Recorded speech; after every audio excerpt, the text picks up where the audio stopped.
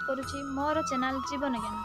बंधुगण, जीवन में नाना प्रकार समस्या देखा देता है, किंतु प्राचीन भारतर गच्छित उपकरण रे जीवन में घटुवा समस्यार समाधान मान अच्छी। आसंतु चलापथ किपरि कुसुमित हुए सेतिरु किछि जानिबा।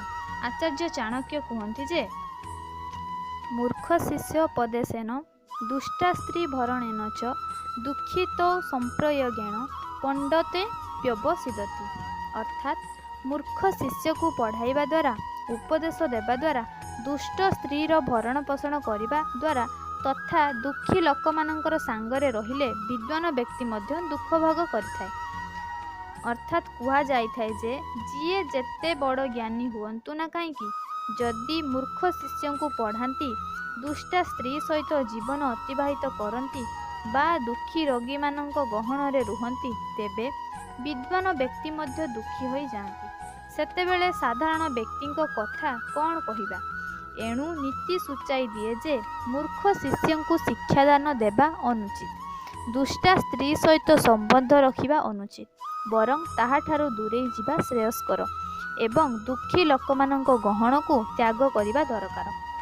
होई पारे जे एही कथा कौनसी व्यक्ति को साधारण बा सामान्य बोली मने होई पारे, हेले जदि एहा उपरे गंभीरतार सहित विचार करा जाए ताहेले अत्यंत स्पष्ट होई उठिबो जे शिक्षा बा विद्यादान सेही व्यक्ति को देवा दरकार जे ताहार सुपात्र होइथिबो बा जाहार मनरे सेही शिक्षाप्रद कथा मानकु ग्रहण करिवार इच्छा रहिथिबो।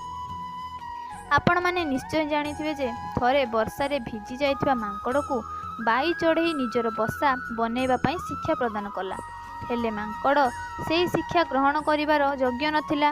तेणु विरक्ति सहकारे मांकड़ शेषरे बाई चढ़ईर बसा को ही भांगीदेला।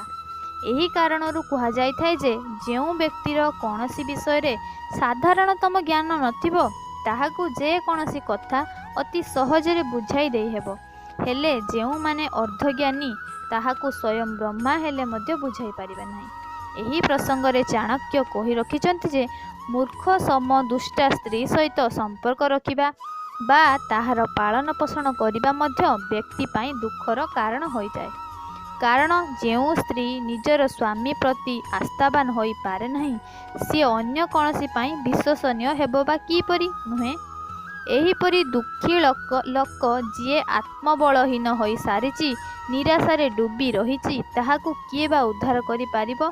एणुकरी बुद्धिमान लो सेही मूर्ख शिष्य, दुष्टा स्त्री बा दुखी व्यक्ति एही तीन जनक ठारू दूरेई रही आचरण करिबा विधेय। दर्शक बंधु, आज पाई एतिकी। मु पुणी आसीबी किछि नुआ तथ्य नै। जदि आपण मानकु मो भिडियोटी भल लागिला तेबे सब्सक्राइब करंतु, कमेंट करंतु और शेयर करंतु। नमस्कार।